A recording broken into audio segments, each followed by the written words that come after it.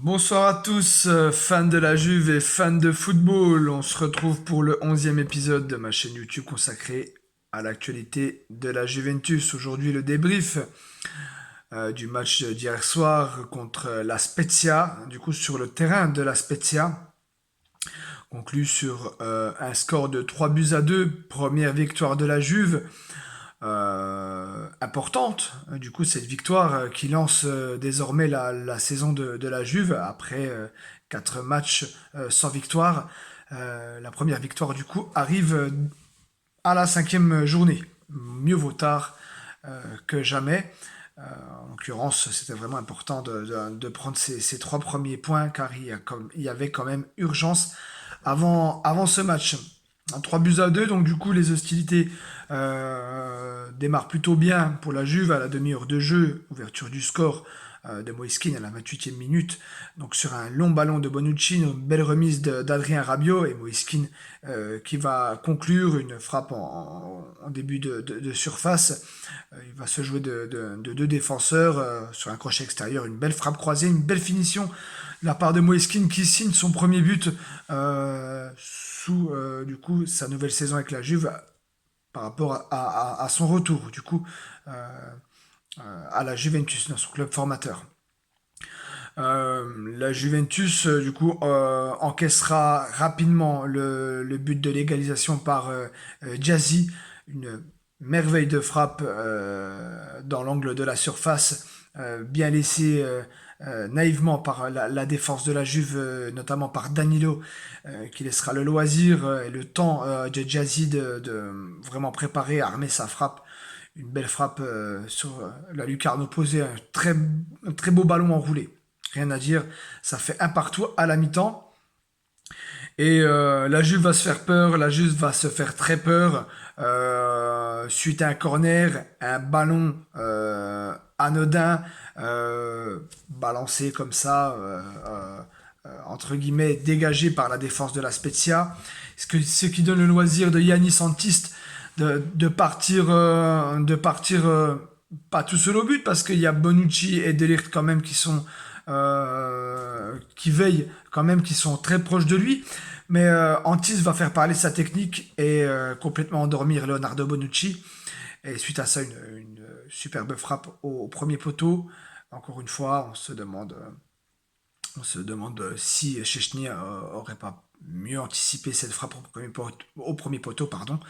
Et bon, après, elle était puissante, elle était quand même puissante, c'est un très beau but, donc du coup, on n'enlève pas le mérite de la Spezia, donc du coup, qui mène 2-1 à ce moment-là, et dans l'envie, dans la détermination, c'est complètement mérité. La Juve, par la suite, réagira, donc il faudra encaisser ce deuxième but, se faire peur, se mettre en difficulté, pour réagir et tenter et se procurer des occasions. On peut pas leur enlever aussi, du coup, contrairement à l'entame de la deuxième mi-temps. Et la lumière va venir de Federico Chiesa, qui est pour moi le symbole de cette équipe au niveau détermination, au niveau courage et prise d'initiative, avec bien sûr Paolo Dybala qui aura tenté aussi dans ce match-là, mais Chiesa pour moi incarne vraiment comment dire, le fighting spirit de cette équipe, le côté conquérant.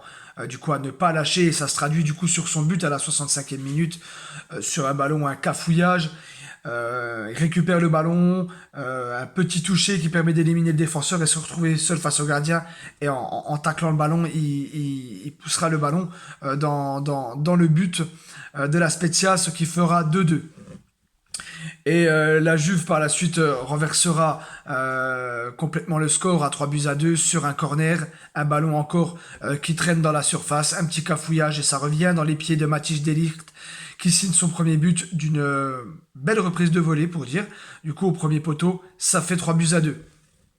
Score final 3 buts à 2. J'ai envie de dire, on retient les 3 points, on va retenir aussi l'aspect offensif, du coup,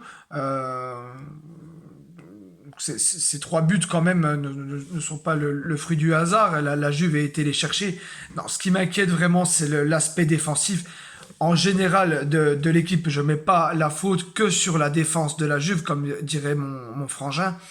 C'est vrai que hier, j'avais vraiment tendance à tacler la défense.